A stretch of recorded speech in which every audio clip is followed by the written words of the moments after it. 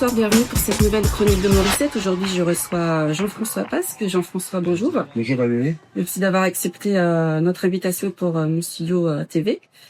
On va discuter de ton nouveau roman, donc qui est paru le 2 avril dernier. Voilà, très très récent, L'Avocat du Diable, dans une nouvelle collection, voilà, de Fayard qui s'appelle Les lauréats du prix du Quai des Orfèvres, qui met en lumière en fait les lauréats du prix du Quai des Orfèvres, dont tu fais partie, avec Christophe. Avec Christophe Gavard, effectivement, qui a obtenu le prix en 2021. Moi, j'ai obtenu le prix en 2023. Et en fait, l'idée de la collection de Fayard, c'était de promouvoir un petit peu les anciens lauréats, parce que forcément, avec le prix du Quai des Orfèvres, on est en pleine lumière pendant un an, et puis après, on a tendance à disparaître. Et l'idée de Fayard, c'était de créer cette collection pour donner plus de visibilité encore à ces auteurs qui ont été donc lauréats de ce prix du Quai des Orfèvres, mais qui continuent à écrire. Voilà. Donc, ils ont créé cette collection où ils vont sortir 2 ouvrages par an en grand format, avec un prix qui est relativement abordable, puisque c'est un grand format à 15 livres. Avant de rentrer dans le vif du sujet, est-ce que tu peux contextualiser un peu le début du roman? Je vais d'abord dire qu'on retrouve dans les personnages tes caractères récurrents de Julien de Lestran et de Victoire Beaumont, voilà, qu'on avait pu découvrir dans Mortelle Canicule et Le Fils de Personne. Qu'est-ce qui va se passer avant que Julien de Lestran, en fait, récupère le dossier de Dominique Jean, voilà, qui est un des personnages importants de ton roman? Alors effectivement, moi ce que j'aime bien, c'est pas partir bille en tête comme certains des auteurs, où dès la première page il y a la scène de crime. Moi j'aime bien prendre le temps d'installer, donc de contextualiser, mais d'installer l'atmosphère et à l'époque. Donc c'est un roman qui se passe en 2010, 2010, qui est pour moi une époque très importante au niveau police, puisque quand je suis rentré dans la police, je suis capitaine de police. Et je m'inspire beaucoup de la réalité. Dans l'année 2010, ça a été une année pour nous de bascule. C'est-à-dire que avant la reine des preuves, c'était les aveux. Et après 2010, la reine des preuves est devenue l'ADN. Donc c'est un moment qui est pour moi très intéressant parce que, en fait, c'est le passage du tout humain au tout technique. Et pourquoi je situe ce roman à cette époque-là, c'est que ça me permet de jouer, en fait, sur les deux. C'est-à-dire que je peux jouer encore sur l'humain parce que, pour moi, c'est le plus important. Et quand même prendre en compte les évolutions techniques qui ont apporté, voilà, qui sont une vraie, quelque chose de très très positif pour nous, notamment qui nous a permis d'améliorer le taux de résolution des enquêtes. Donc, je prends le temps d'installer le lecteur dans cette époque-là, avec également quelque chose qui est apparu, que j'ai vécu moi au sein de la police, c'est-à-dire une féminisation de la police. Voilà. Donc, je prends le temps d'installer les personnages. C'est des personnages qu'on avait déjà rencontrés avec Fils de Personne, qu'on retrouve, et ils vont eux également évoluer avec cette évolution de société. Ils vont être amenés à bouger. On va bouger les lignes un petit peu. De Lestran, qui est un flic un peu à l'ancienne, va voir arriver ces femmes et il va donc modifier un petit peu son comportement, son langage, sa façon d'être avec les femmes. Il va également être intégré, il va devoir intégrer les nouvelles technologies, et forcément il va y avoir un instant où tout le monde va être un peu déstabilisé. Et pour moi, qui est remâché, c'est des moments qui sont très intéressants à travailler. Alors, le début du roman, il est sur la fin d'une enquête, en fait. C'est une enquête qui se termine. Donc voilà, c'est grosso modo, c'est une histoire de voyous, voilà, qui se faisait passer pour des policiers et qui volaient les personnes âgées. Et donc à la fin, bon, ils se font arrêter, voilà. Et de Lestran est mis en joue par un des voyous. Donc là, il va frôler la mort et il va se poser la question, en fait, qu'est-ce qui se serait passé si voilà, il s'appelle La Pige, avait tiré.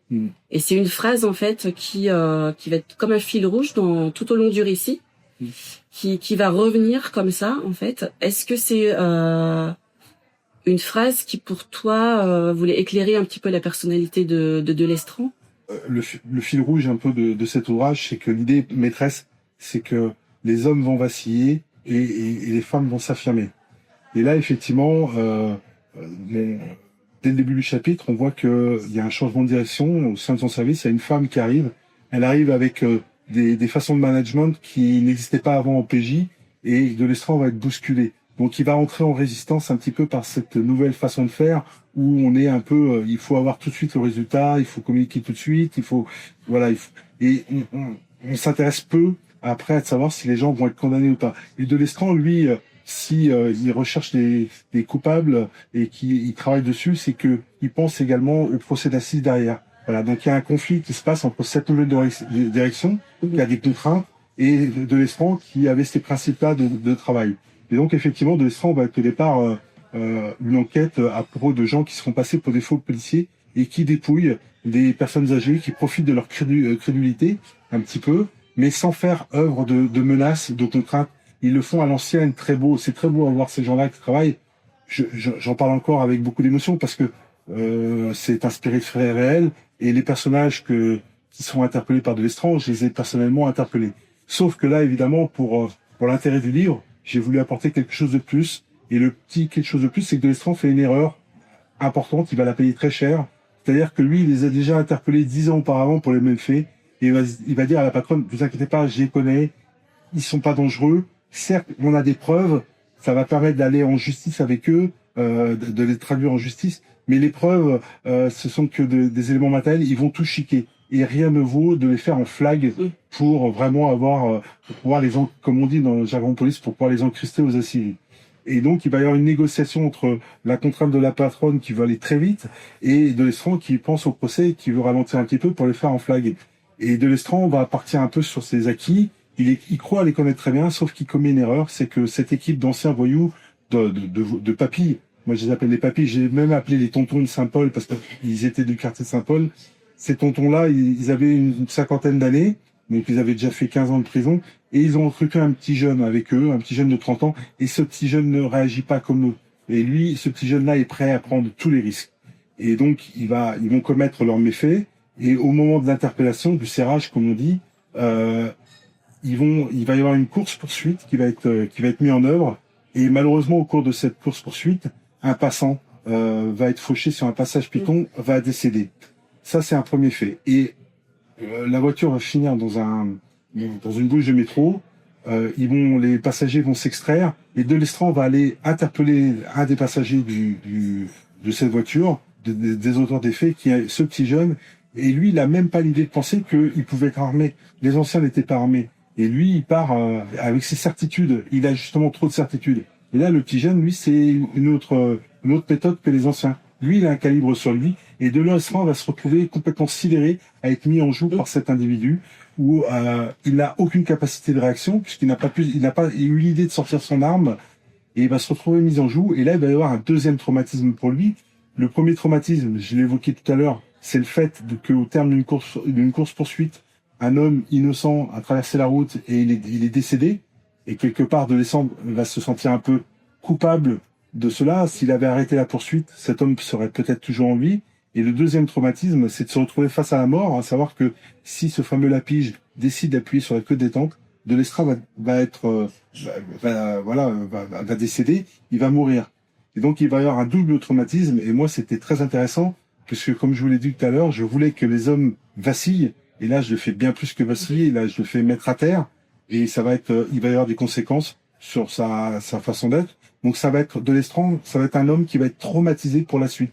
Un traumatisme qu'il va falloir accompagner, suivre et peut-être dépasser. Alors à partir de là, voilà, il va tomber dans un état un petit peu dépressif. Il va être un petit peu mis de côté, voilà, le temps de l'enquête, et il se voit proposer de reprendre donc un dossier qui concerne donc Dominique Jean, accusé d'agression sexuelle par une femme. Est-ce que tu peux alors nous présenter Dominique Jean, ce personnage haut en couleur, à plusieurs facettes Oui, il a plusieurs facettes. que j'aimerais pas rencontrer. Ça dépend. Alors, Ça dépend. En fait, effectivement, de l'Estran, suite à cette affaire, donc les auteurs sont interpellés, mais de l'Estran, il va vivre avec cette culpabilité, sa responsabilité d'ailleurs va être mise en jeu. Il va y avoir une enquête, il va passer à l'IGPN pour savoir si il est responsable de façon indirecte de la cause de du décès de cet innocent. Et le temps de l'enquête de l'IGPN, de l'Estran va être mis en fait quelque part sur une voie de garage. Voilà, il va être Alors il va tomber effectivement en dépression avec ces deux traumatismes et il va s'exclure quelque part de lui-même du service et il va se retrouver complètement en marge de son service, complètement déconnecté. Mais c'est un passage important pour lui qui lui permet de voir aussi quelles sont les priorités de sa vie, de faire un petit peu le point sur ce qu'il a fait, pourquoi, comment et vers quoi il veut tendre. Et puis pour le relancer, parce que sa patronne, elle a bien vu qu'il n'était pas bien, pour le relancer, elle va lui donner un dossier, un os à ronger. Et c'est vrai que c'est un dossier un peu particulier puisque on lui donne une plainte d'une femme qui a été victime d'un viol il y a 7 années auparavant. Et l'auteur présumé de ce viol, il se prénomme Dominique Jean dans le roman. Alors c'est un homme qui est singulier, qui est on va dire sulfureux, qui est haut en couleur. Et moi, en tant qu'auteur, j'ai voulu, si vous voulez, à 50%, qu'il soit la réincarnation de Don Juan 400 ans après la mort de Molière. Donc 50% de ce personnage-là, on a vraiment les caractéristiques de Don Juan, telles que Molière les avait établies. Ça, c'est mon côté un peu nostalgique, vieille France. J'aime bien m'asseoir quand même sur les classiques. Si c'est les classiques, c'est pas innocent, c'est que c'était quelque chose de bien. Donc voilà, je me suis inspiré de beaucoup de ce personnage de Molière qui est à la fois fascinant et terrifiant. Jusqu'aux initiales d'ailleurs. Jusqu'aux initiales, bien entendu. Il fallait aller jusqu'au bout. Quitte à faire les choses, autant aller jusqu'au bout. Et puis, les 50 autres % de ce personnage, eh ben, forcément, c'est un Don Juan qui est beaucoup plus moderne parce que 400 ans se sont passés. Dans le Don Juan de Molière, on ne voit pas Don Juan consommer. Le mien consomme. Voilà, c'est un homme qui aime la chair féminine et qui va user de son pouvoir de séduction, abuser de sa dominance de pouvoir pour séduire les femmes. Et les 50 autres % de ce personnage-là, c'est une palette qui va de ces grands séducteurs qu'on connaît, qui ont une vue médiatique, de ces auteurs. Alors j'ai pensé bien entendu au départ, moi, à ceux que j'aime, à savoir Kessel par exemple, et Simenon, qui étaient des grands séducteurs et qui ont eu de nombreuses conquêtes féminines, mais c'était des hommes qui ne n'usaient pas d'actes fallacieux pour arriver à leur fin. Et puis on va décliner petit à petit vers l'emprise avec des personnages qui sont, comme on le voit aujourd'hui dans l'actualité, des personnages comme PPDA par exemple, et puis on va terminer au bout de la palette avec l'ogre de Pardieu. Voilà. Et ça me permet en fait de balayer tout le faisceau qui est très très large entre ce Don Juan séducteur, de ramener avec les personnages qu'on a aujourd'hui où ce qu'ils font est peut-être peut-être immoral mais n'est pas illégal, jusque au bout de la chaîne avec quelque chose qui est répréhensible puisque ça peut être des auteurs de viol. Voilà.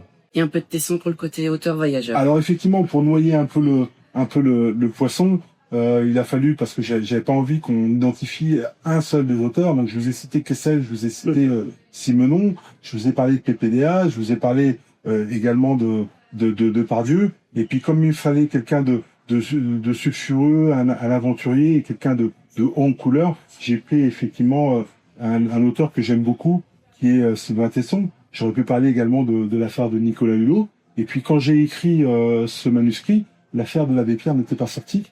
Et l'abbé Pierre, il se situe complètement après Depardieu encore. Voilà. Et ça me permettait d'avoir une palette très très large. Et puis de laisser le lecteur décider par la suite, lui, où est-ce qu'il situe le personnage. Moi, j'impose rien au lecteur. C'est lui qui va décider, selon ses critères à lui, où se situe ce personnage-là. Et donc de Lestran va se retrouver face à un double féminicide. Alors c'est pas tout à fait de Lestran qui va se retrouver avec un double féminicide. Ouais. Comme il est mis sur la voie de garage, oui.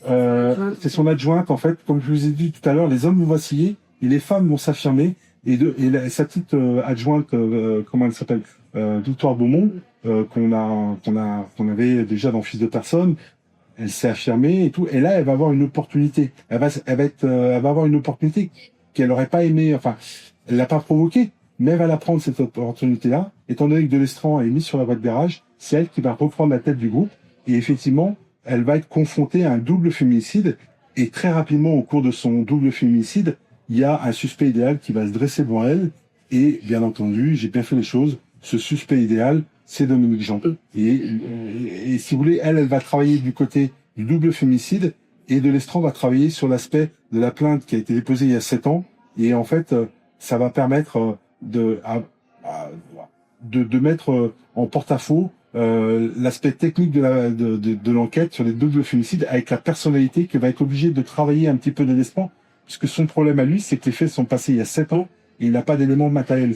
Donc tout repose sur des témoignages. Et en fait, Delestran, quelque part, il va le faire une enquête de personnalité, il va travailler sur l'humain, complètement débarrassé de la technique. Et il va également se laisser séduire par Dominique Jean. Ouais. Alors, se laisser séduire, je sais pas s'il va vraiment se laisser séduire. Je sais qu'à un moment... Ce qui est sûr, c'est qu'il va être bouleversé, il va être fasciné par ce personnage-là, il va être à la fois très attiré par lui. C'est vrai Dominique Jean, c'est un grand orateur, un grand séducteur, et ce qu'il est capable de faire pour les femmes, il est également capable de le faire pour les hommes. Et Delestran va être séduit par ce personnage-là, parce que pour lui, il partit du principe que il pouvait plus exister, ce personnage-là. Et quelque part, si Delestran est séduit par Dominique Jean, c'est qu'il se dit, ah, il y en a encore des comme lui. Alors peut-être pas séduit, mais fasciné. Oui, fasciné. Voilà. Il va être attiré, mais à la fois terrifié, parce que Delestran n'est pas dupe. Il sait de quoi il est capable. D'ailleurs, à un moment, on le voit, il le prend en filature, il voit comment il monte son petit manège pour aller chercher sa proie, parce que, voilà, Dominique Jean, quand il séduit une femme, c'est pas simplement sur un coup de doigt. Il les travaille avant, il voit quelle femme il va pouvoir se dire. En fait, il choisit sa cible. Et Delestran le montre, ça. C'est une façon aussi de montrer ce côté un peu nocif et complètement immoral de Don Juan. Donc voilà, il va être attiré. Et donc, je vous rappelle également que Delestran est en état psychologique un peu fragile, puisqu'il vient de subir 2 traumatismes. L'un qui est personnel, croit qu'il est passé très près de la mort, et 2 qui est un traumatisme plus général, puisqu'il se sent responsable de la mort d'un innocent. Donc tout ça va le travailler, il va le mettre vraiment, va l'ébranler complètement. Et moi, c'est ça qui m'intéressait au niveau du roman. Alors les femmes sont mises en avant dans ton roman. Il y a aussi les féministes. Voilà. Il y a une branche assez radicale, ma foi. Ouais. Avec forcément... Est-ce que je peux dire que tu les égratignes un peu? Je les égratigne, mais j'égratigne également Dominique Jean. Donc pourquoi je me priverais de pas égratigner? Il faut l'égalité. Donc si je me permets d'égratigner Don Juan à un moment donné, enfin Dominique Jean, pourquoi j'égratignerais pas une certaine branche radicale du féminisme que je ne considère pas du tout comme... Enfin, c'est pas l'image que je me fais du féminisme. Là, c'est l'homme qui parle. Mais voilà. Donc effectivement, la palette est large et je souhaitais qu'elles aient leur place également. Et puis c'est vrai que je les égratigne un petit peu, mais voilà, je tape sur tout le monde quelque part, puisque j'égratigne aussi ce fameux Dominique Jean. Alors est-ce que justement dans l'écriture tu t'es posé des limites en fait en opposant d'un côté les féministes et d'un côté l'homme intellectuel qui a sous emprise en fait des femmes? Alors je ne pose pas les féministes aux hommes intellectuels. J'ai opposé 2 extrêmes. J'ai opposé les ultra-féministes qui a cet intellectuel Dominique Jean qui est aussi de l'autre côté d'un côté extrême. Et c'est vrai que là, je les ai opposés et étant donné que je me suis pas posé de limite pour Dominique Jean, je me suis pas posé de limite pour ces femmes. Voilà. Je les traite à égalité quelque part. Voilà. Donc non, j'ai posé aucune limite. Bien entendu, moi ce que je voulais pas surtout c'était blesser les femmes. Voilà. Donc j'ai fait attention. D'ailleurs, c'était pas dans mon intention, mais malheureusement, des fois, on peut mal faire. Et je voulais vraiment pas les blesser parce que c'est pas du tout ce que je souhaitais. Je souhaitais dénoncer une certaine dérive des femmes ultra-féministes, comme je souhaite dénoncer aussi des dérives de comportement. Et voilà, donc j'ai fait très attention à ça. Mais pour répondre à votre question, non, je me suis pas fixé de limite à propos de ça. Tu m'avais confié au détour d'une discussion en fait que tu souhaitais que ce livre en fait pousse les lecteurs à s'interroger. Alors, à s'interroger sur quoi exactement? Alors, j'aurais pu dire pour répondre à votre question, mais comme vous m'avez tutoyé, je vais dire pour répondre à ta question. En fait, ce que je voulais souhaiter, c'est faire réagir le lecteur par rapport à cette problématique de cet homme où on voit bien qu'on est complètement dans l'immoralité. Ce qu'il fait, c'est... On va parler franchement, c'est dégueulasse ce qu'il fait. Voilà, c'est immoral. Mais c'est pas pour autant illégal. Et c'est toute la problématique de Delestran qui travaille avec un code pénal. Lui, il travaille pas avec un code de la morale, il travaille avec un code pénal. Alors, il aimerait bien pouvoir franchement, de Delestraint, s'il pouvait établir des éléments matériels et établir la preuve de sa culpabilité, il le ferait. Mais malheureusement, il est limité parce que il n'a pas d'éléments concrets qui relèvent du code pénal. Voilà. Et donc, c'est vrai que la question que je me posais, enfin que je voulais retourner en quelque sorte au lecteur, c'est et vous lecteur, après avoir lu mon livre, est-ce que vous seriez capable, vous, de faire ce que Delestraint fait? C'est-à-dire que, en fait, il y a tellement de preuves qui sont accablantes que Delestraint, il est fasciné par un homme qui se doit cependant de traquer. Et lui, il va prendre sa défense. Ça va être le seul à prendre sa défense, il va se faire l'avocat du diable. Ouais. Et donc, la question que je voulais poser au lecteur, c'est vous, après avoir lu le livre, est-ce que vous seriez capable également, vous, de vous faire l'avocat du diable? Voilà. Alors, il y a des gens qui vont certainement répondre oui, et puis il y a des gens qui vont me dire non. Et je pense que je vais retrouver également toute la palette que j'ai retrouvée, les deux extrêmes. Des gens qui vont le condamner fermement, qui vont le traiter de tous les noms, d'autres qui vont lui trouver des arguments. Et la même chose pour mes féministes et mes ultra-féministes. Voilà. C'est vrai que j'ai égratigné un petit peu les ultra-féministes, mais je les montre aussi sur un vrai aspect, c'est-à-dire que elles défendent aussi quand même une cause qui est noble. Elles le défaussent mal, elles le défendent mal, selon moi. Il y a une autre méthode que de défendre par la radicalité ou la violence. Il y a une autre méthode que pour porter un message. C'est ça que je leur reproche, en fait, quelque part. Mais je leur reproche absolument pas leur cause. Je la trouve noble et j'y adhère totalement. Et donc voilà, si le lecteur, à lui de se positionner, où est-ce qu'il se situe entre l'immoral, l'illégal, et est-ce que lui, il serait capable de défendre l'indéfendable, quelque part? Eh ben, je te remercie beaucoup, Jean-François. C'est moi qui vous remercie. Je remontre, l'avocat du diable chez Fayard.